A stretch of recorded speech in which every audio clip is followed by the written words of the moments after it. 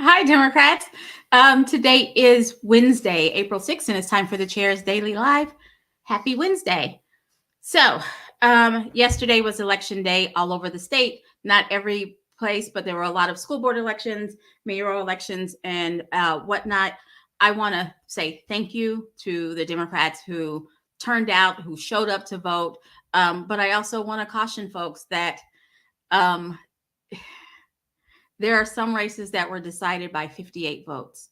There are some races that were decided by, less than 2,000 votes, like total turnout were less than 2,000 votes. As I was saying yesterday, that in a district where there are 30,000, 74,000 folks, it shouldn't come down to less than 10,000 folks. Everybody should be showing up, particularly for school board and local races, because local races affect you a whole lot more than the governor's race and the presidential race. Now, that's not to say you shouldn't show up. So you have until June 3rd to register to be able to participate in the primary elections, June 3rd. The deadline to change your party affiliation from whatever the heck you are over to Republican, that deadline has passed.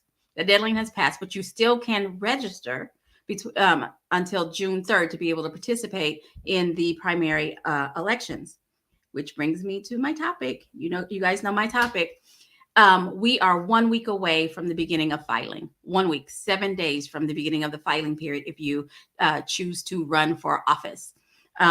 Or if you're trying to talk someone into running for office, or you're counseling someone on how to run for office. Next Wednesday is the first day of filing for this election year. So you guys know about all the candidates who are running for House and governor and those kinds of races. They've been running, but they haven't filed because the filing period doesn't start until next Wednesday, April 13th. So if you're thinking about it, be making those fundraising calls so that you can raise your filing fee, and reach out to the party if you need some help on what to do. We don't pay filing fees, but if you need some help on what the steps are for running, because it's very important, and the countdown is happening, guys. We are getting there. And I see Joshua Harris Till's little snarky comment. We'll just let that go, sir. Now, regarding how to file for office. If you go out and you read the stuff on the state election board, some of it can be confusing. So truly, it's fill out the packet and show up at the Capitol with a cashier's check or a money order for the appropriate filing fee on April 13th, 14th, or 15th. There's some stuff that's talking about getting signatures and having a petition. That's only if you don't want to pay the filing fee.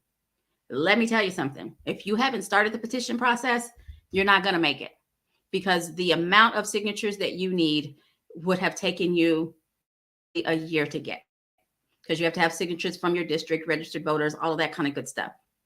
So if you haven't started the petition process, don't even be thinking about the petition process. Make your fundraising calls and raise your filing fee. That's what we have to do. Hi, Blake. Hi, Josh. Hi, Wayne. Hi, Angela. Thank you for joining me, even though I was running a little bit late. Now, all week, today is Wednesday, I've been wanting to talk about Judge Ketanji Brown Jackson, because this is the week where she's going to be confirmed. I know they're pretending like there's a process, and I guess there is a process, but now, thanks to the majority that we have in the Senate, plus the brave Republicans, Collins, Murkowski, and Romney. Yeah, I said it, brave Republicans. She's just short of guaranteed to be sworn in, confirmed, all the kind of good stuff. And we will once again make history. I don't want to lose sight of that, because that's a big deal. And I just wanted to get out there and say it so you guys know that I'm paying attention, even though I've been talking about everything but. So your governor, and I think I've said him call him your governor because I don't want to claim him anymore. Your governor. let me start talking about Putin. So if you watch any news whatsoever, they're talking about the war in Ukraine, and it is Putin's war, and it is a war in Ukraine, and Putin is a war criminal. That's why I said it. He's a war criminal. Just as Biden said, just as the rules are, he's a war criminal. Amber Integrated did a poll 2 weeks ago where they asked Oklahomans, and 80% of Oklahomans believe Vladimir Putin to be a war criminal. That's 72%. A whole 72% of Republicans believe him to be a war criminal, and 91% of Democrats. And so I think it's a universal, the man's a war criminal. So I'm backing in. If I started out talking about your governor, so follow me. Putin is a war criminal. He just is. Oklahomans believe that he is. If you ask them separate from anything else, Oklahomans say, yes, he's a war criminal. Meanwhile, the former guy is celebrating him, asking him for favors, aligning himself with Putin. Same former guy enthusiastically endorsed Governor Kevin Stitt. Azerbaijan aligned themselves with Putin. I cannot express enough that our governor is keeping shady company, that he is aligning himself with folks and entities that are aligning themselves with a war criminal.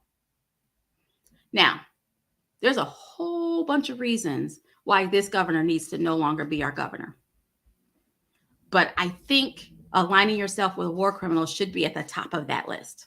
That should be at the top of the list. And that's who our governor is. He's aligning himself with folks who align themselves. I mean, he hasn't come out and said, that I support the current president and what he's doing to unite the world, to align with Ukraine. He hasn't come out and said anything like that, but he enthusiastically accepted the endorsement of the former guy in the same week that Azerbaijan and the former guy endorsed Putin. So it's not personal when I come on here and I share with you the truth about the governor. It's not personal. It's because I think it's important that you know who is representing us on a national stage, frankly. And you understand the importance of registering to vote, registering everybody that you can think of to vote, running for office and helping people run for office, because we've got to change who's representing Oklahoma. You guys know I was going to get there. All righty. Thanks for joining me. I will be back here tomorrow at 4:15. You guys have a great day.